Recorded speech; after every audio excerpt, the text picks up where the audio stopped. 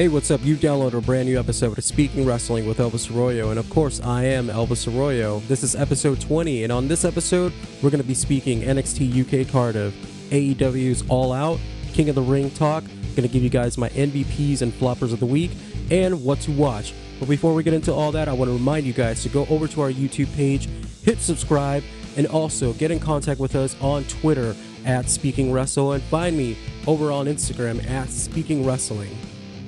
It was quite an eventful week for wrestling this past weekend, and we're going to get into all that, like I said, and let's kick things off with what kicked off the weekend, for me at least, was NXT UK Cardiff, and this was a tremendous show.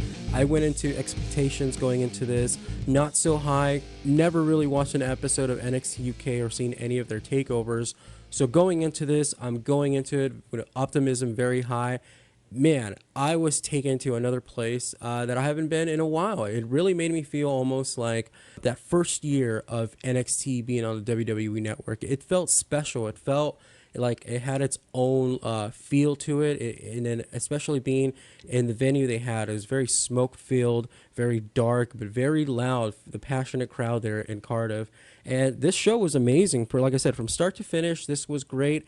It featured Cesaro. We knew going into it Cesaro was going to be featured on the NXT UK takeover this weekend, and he went off against, surprisingly, for me, I've never heard of this guy, Dragunov. Smaller young guy, kind of looks like a really more jacked up Drake Maverick. This guy impressed me like everybody else. My first time seeing a lot of these talents, of course, Cesaro, we all know what he can do, the Swiss Superman. This match, I mean, you haven't seen a match like from Cesaro in the WWE since Cesaro was in NXT, you know, in his match with Sami Zayn at the very first NXT takeover. And this match, I think, overexceeded that. It just went beyond. It really showed what Cesaro can do in an element like this, and you give him a very brute, hard-hitting competitor like Dragunov in this match. Cesaro, of course, he did the Cesaro swing. He did 40 spins on this one. I mean, go check it out. Great match. Cesaro picks up the win, but I mean, Dragunov picks up the loss on this one, but he's not walking away a loser in this one. So great match on there. Also great triple threat tag team match for the NXT UK Championships. This match was all over the place. I definitely would say that this match got the crowd really involved into it. Also, there was a last man standing match. Just an amazing match. Great sequences there. I really loved this. It was Mastiff against Joe Coffey. And the finish to this, I'm not going to spoil it for you guys. It's one of those where it's a perfect crescendo of a last man standing match. It's at the very end of it, and go and watch it because you're going to be amazed of how they're able to pull this off. So kudos to them. Toni Storm was in action as well. She lost the NXT UK Women's Championship, and now the question is Toni Storm on her way to the States? We'll soon find out and see what happens, but I think that she would be a great addition to NXT now that it's going to be on the USA Network in a few weeks. But again, this was a great match, and the finish to the show, we saw the NXT UK Championship being defended from Walter defending against Tyler Bate in this one, and this was a great match. I mean, the height differential going into this, Tyler Bate, you know, not the tallest gentleman in this matchup, and Walter, he stands among men in this one. A great matchup. Tyler Bate, you've seen him since he first debuted. You know that he's stronger than he looks like, and he can go the distance. And this match was one of those matches. It did not disappoint. It was definitely a test of strength in this one. Go back and watch this entire show. I praise it all the way through. I loved it. I remember I was telling my girlfriend Lauren about this. Go back and watch this. Tremendous show. Moving on, Saturday night. There was a lot of action Saturday night, but the biggest show going into Saturday night this past weekend was talk around the wrestling world was AEW's All Out. Their biggest show that they're presenting. It's been 1 year since they presented All In over a year ago, and this is their 1 year. They're about a few weeks, about a month into till they debut on TNT. And this is it. This is a really last big show before they start television on a weekly basis. And in a way, it's, you know, this is kind of their WrestleMania. It's where it all started for them. So going back to All Out, and this show was not a very good show. I'm going to start off by saying that. I don't want to go down downhill of negativity because, boy, we are going to get down deep if we go down that path. But this show, look, it had its hits and misses. I'm still very disappointed that AEW, and this was maybe their fourth kind of pay-per-view televised event before we get to the weekly television on TNT, and there is still a lot of mishaps that are very detriment to the show and to, you know, a viewer wanting to enjoy the show. And again, I really believe that AEW is drawing a lot of criticism for a lot of their cameras and a lot of their timing, and the matches going too long, the length of the shows, video packages, pieces, and stuff like that, the presentation of the shows, the commentating, of course. There's still a lot of these mishaps that haven't been polished off. And again, the criticism comes from the fans that they would believe that a company that is holding themselves as equal, if not better than the WWE, and an alternative for fans that are jaded and want something else in WWE, if not looking for something better, when they tune into AEW, they are disappointed. And it shows, and obviously it shows because we are talking about your presentation. It's what you're presenting to the audience watching at home and to the audience in the live arena. There's still a lot of those mishaps happening, and in this show, you would have think that over a year now they would have got their act together. And this is only, again, this is only criticism because you're only a few weeks away from getting on national television, cable TV, and going live on a week-to-week basis. And like, these shows have been live. One can only imagine what other mishaps are to come. But seriously, AEW really needs to get their things together, really needs to tighten up on their production, because I think that's one thing that really takes you out of it. And when you're so accustomed to tuning into WWE, and especially because the comparison of AEW and WWE is that they are big wrestling promotions that are on TV that have a backing of millions of dollars from their owner. Of course, the comparison is going to be there is because they are on somewhat of an equal level when it comes to marketing and sponsorships, and of course the television deals, and the way that us, the wrestling fans, perceive what a company should be. And at this point, AEW is the closest thing since a WCW that we can say is somewhat neck and neck and could be on WWE's level if they really get in there and compete with the WWE. And what many fans, AEW fans, are really hoping and have already banked on the fact that AEW is going to succeed the WWE and maybe close them down. Now that's only AEW fans' hopes at this point. But the bottom line is if you're going to be on the same level of the WWE, then a lot of your production errors need to be polished off. But other than that, this show had some good spots in it. Not gonna lie, there are some spots in this show that I thought, okay, that's really good, and I really think that if they harness that and capture something like that, I think this can really benefit AEW. And I'm talking about match between Kenny Omega and Pac. I enjoyed this match. I think it went a little bit too long. Because my criticism of a lot of these Kenny Omega matches, or just matches in general of AEW, they're the Japanese style fights that keep going and, you know, false finish after false finish. But again, this match had a great conclusion to it. We saw Pac submit Kenny Omega, and it was a shock to everybody in the arena.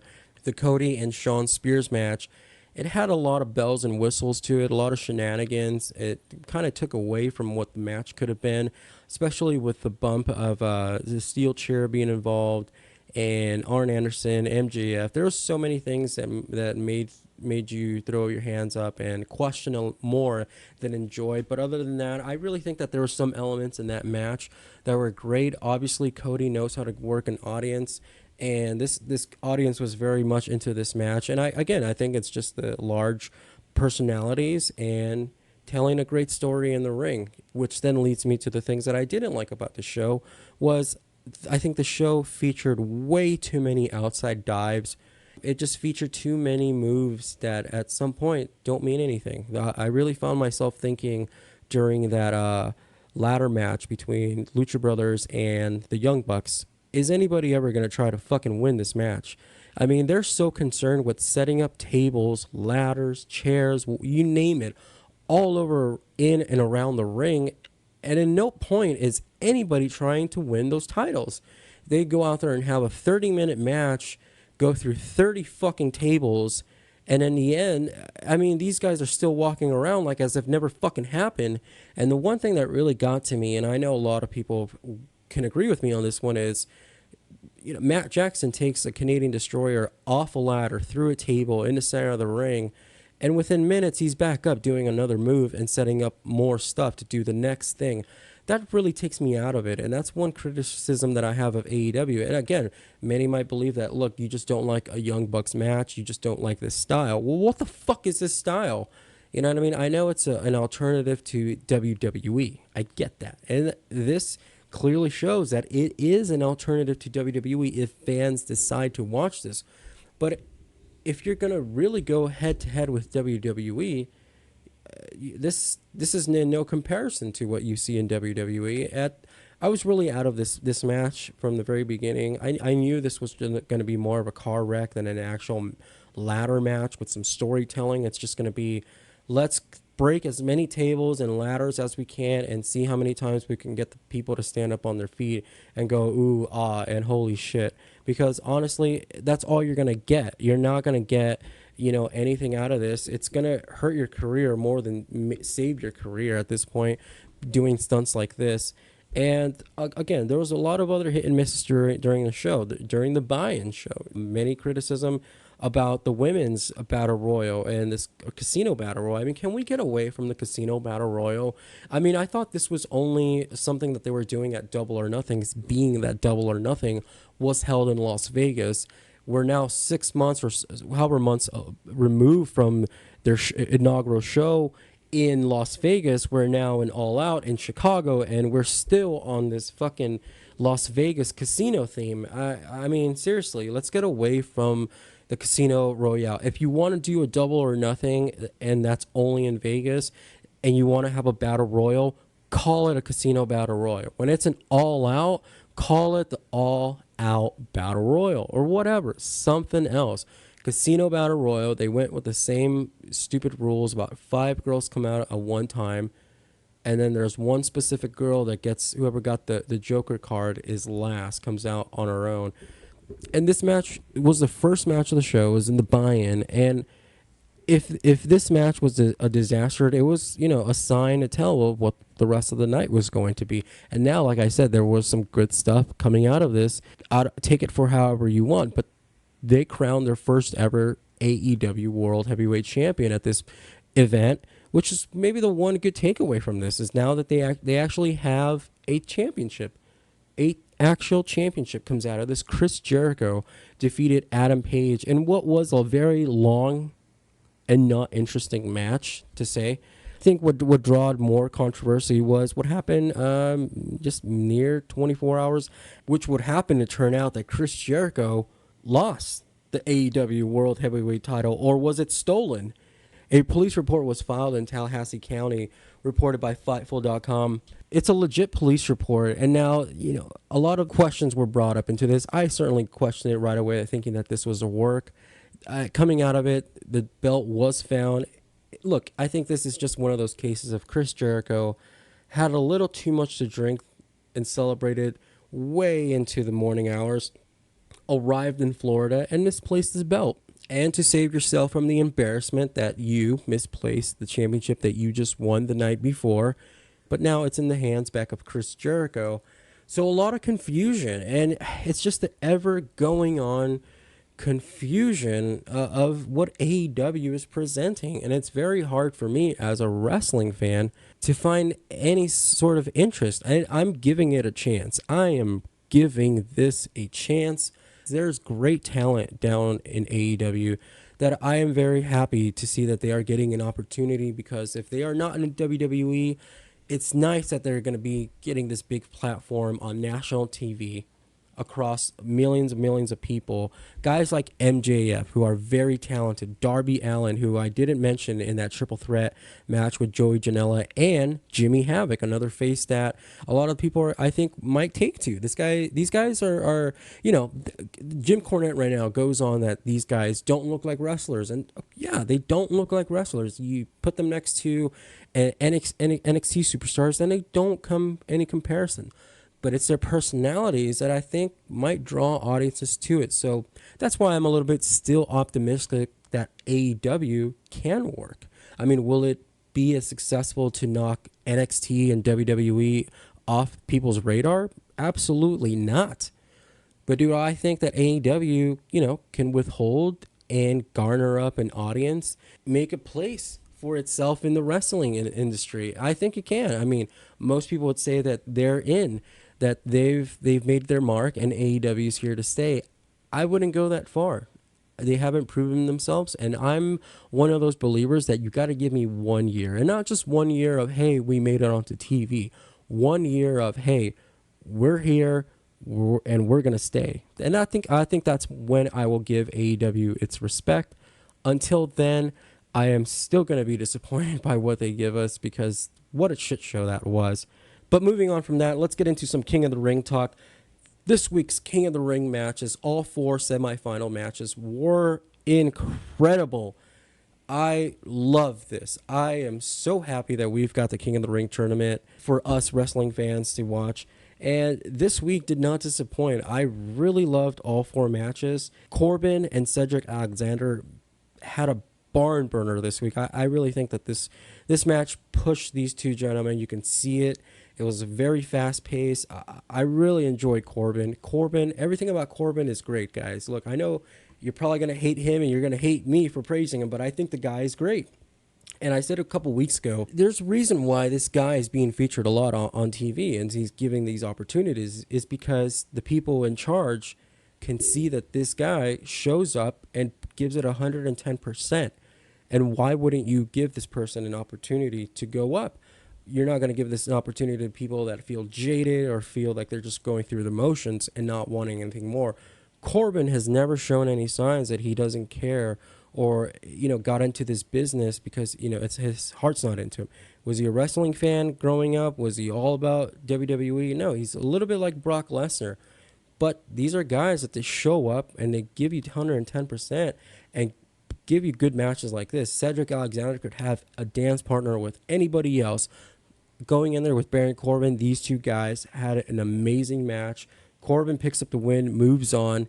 Really loving this.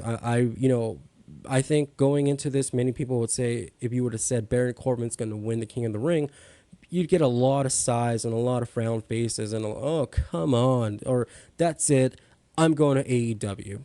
But really, if you watch the process and watch his growth and his merger into the next round and the next round, you kind of become a little bit of a believer that he makes a strong candidate to become the King of the Ring.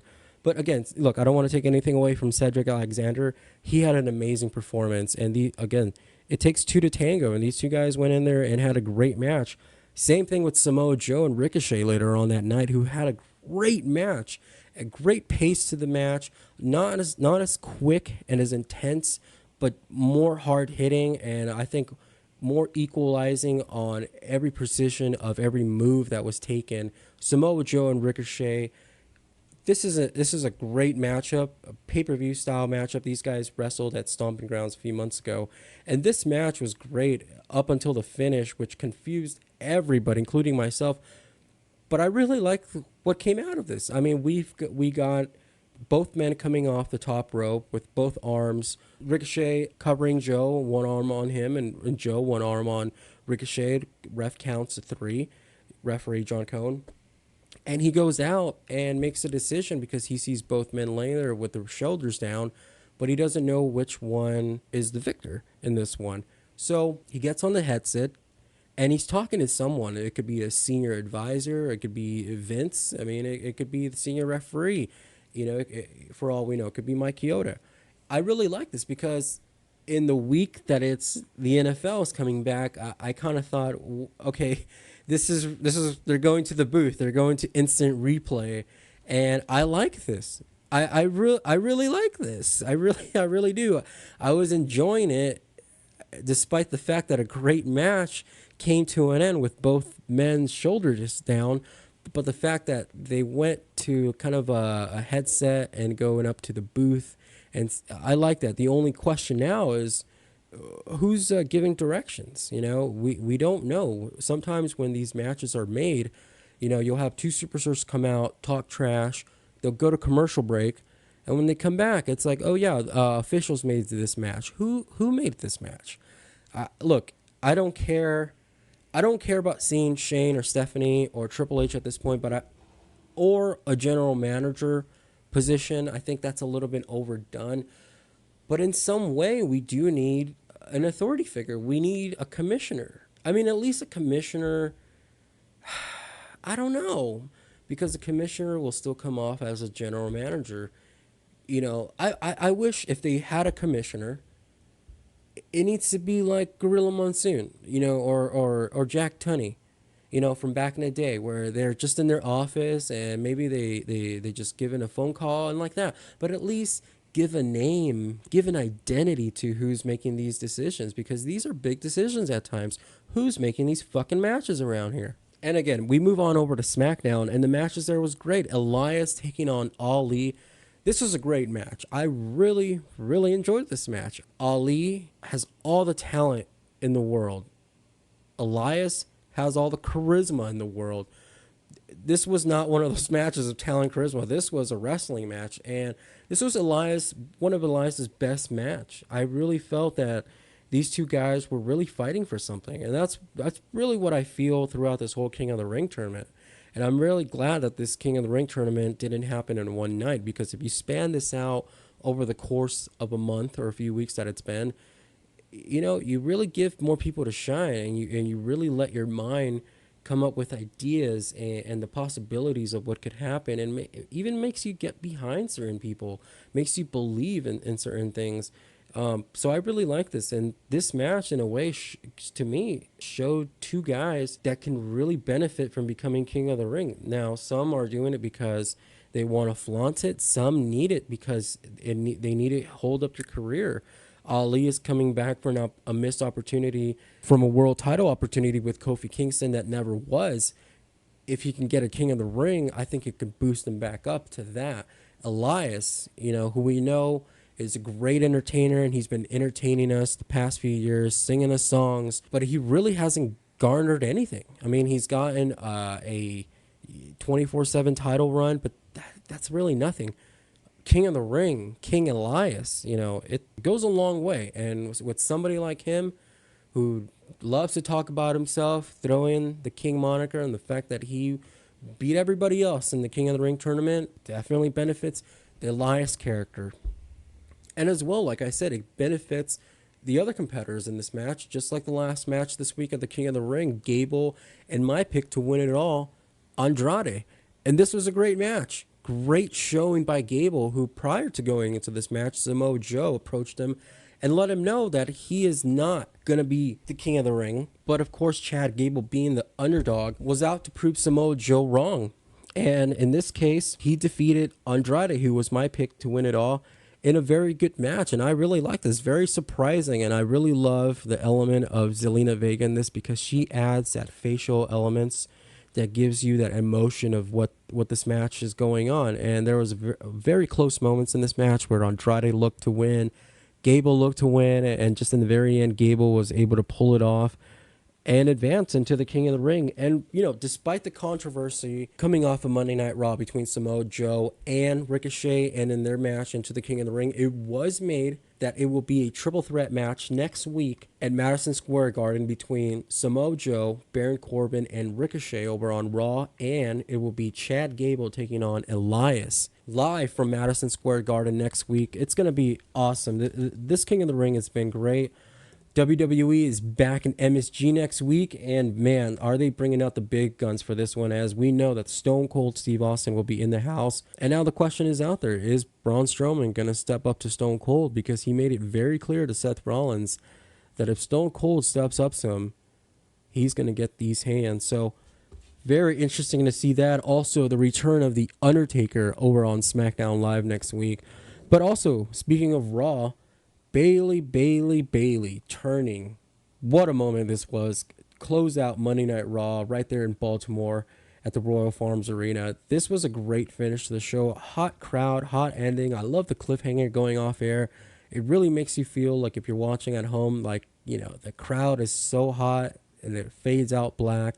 But you just know, like, oh, man, that building is still on fire. Love the emotion, all wrapped up in the very end. Bayley wailing those chair shots on Becky Lynch when it appeared that Bayley was making the save as Sasha Banks was laying down those chair shots. This has been a long time coming for Bayley, but I think, a lot of the seeds have been planted in the past couple weeks.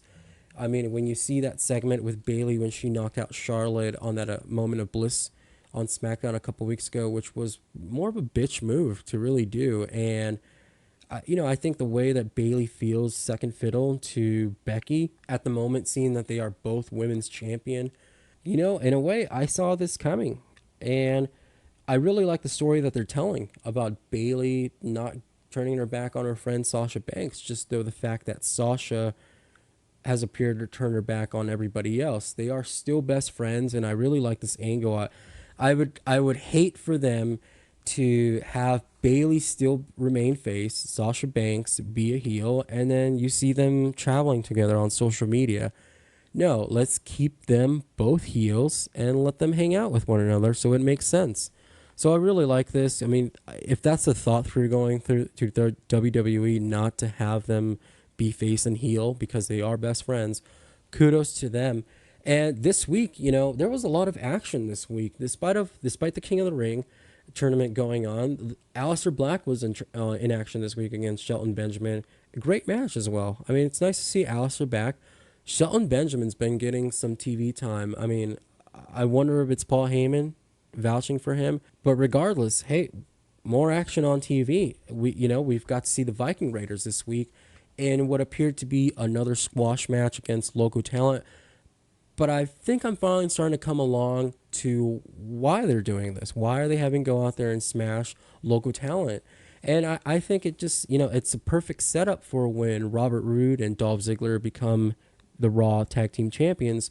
The next night they show up on Raw and they probably open up a challenge to, so who's out there who's going to beat us? Who's next in line to take on us? And I think if you get the Viking Raiders to come out and challenge them, they're going to get a great pop because nobody wants to see Robert Roode and annoying Dolph Ziggler. Out comes the Viking Raiders, who we know for the past months have been raiding and terrorizing the local talent, and we've seen what they can do, as we saw this past week what they did, and they demolished local talent.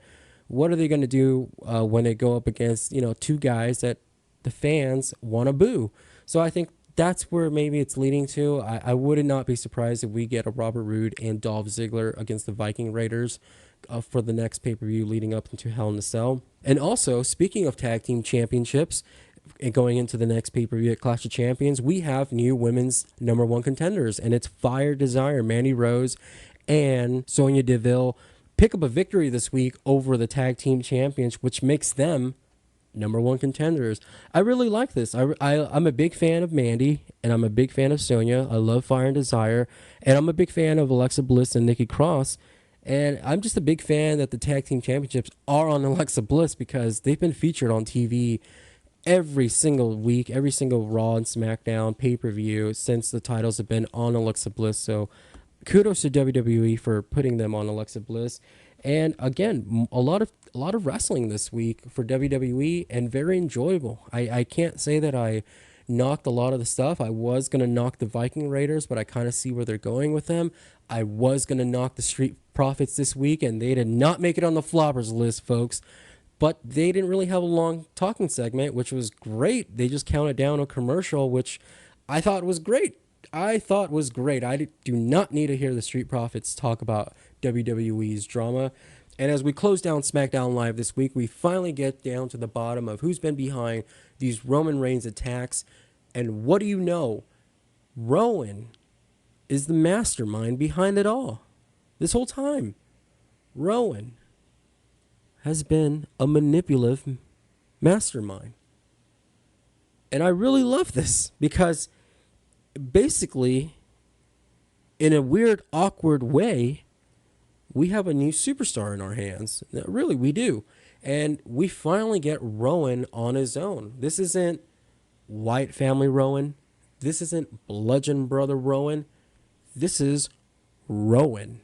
And kudos to WWE. Kudos to Rowan for getting this opportunity. He really let his character come out this past week on SmackDown. We finally let him take the microphone and give a very well promo explaining it all, explaining why he did it. And I love this. He laid out Roman Reigns. They're both going to be having a match at the Clash of Champions pay-per-view. And Daniel Bryan, really confused and feeling betrayed through all this and shocked. Rowan, someone that he trusted and brought in, was behind all this, unbeknownst to Daniel Bryan really knowing anything about it. And Daniel Bryan being put in the middle of this.